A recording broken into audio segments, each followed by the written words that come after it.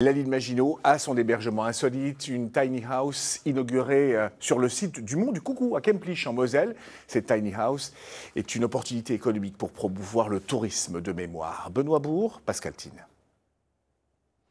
Construit à partir de 1930, l'ouvrage du Coucou est un petit fort de la ligne Maginot à seulement 2 km du puissant Hackenberg. En 2021, Thomas Caillou et sa compagne rachètent le terrain où il se situe. Leur idée, attirer les visiteurs dans un hébergement insolite. Le but, c'est vraiment qu'ils soient plongés dans la thématique de la ligne Maginot, qui est très présente dans le secteur, beaucoup d'ouvrages à visiter. Là, on souhaite faire un autre aspect, c'est dormir sur la ligne Maginot. Donc là, on arrive dans l'entrée. Sa superficie n'est que de 15 mètres carrés, mais cette tiny house est entièrement équipée.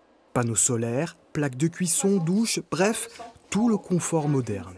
Voilà le poêle à peler, donc ça permet de louer toute l'année. On loue depuis septembre 2024 et c'est vrai que ça fonctionne très bien, on a 30% de taux d'occupation et on a beaucoup de Français, d'Allemands, d'Hollandais, de Belges et d'Anglais.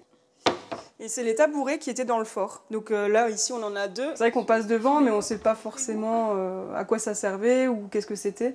Donc non, je trouve ça génial maintenant de découvrir plus profondément, on va dire, la ligne Maginot.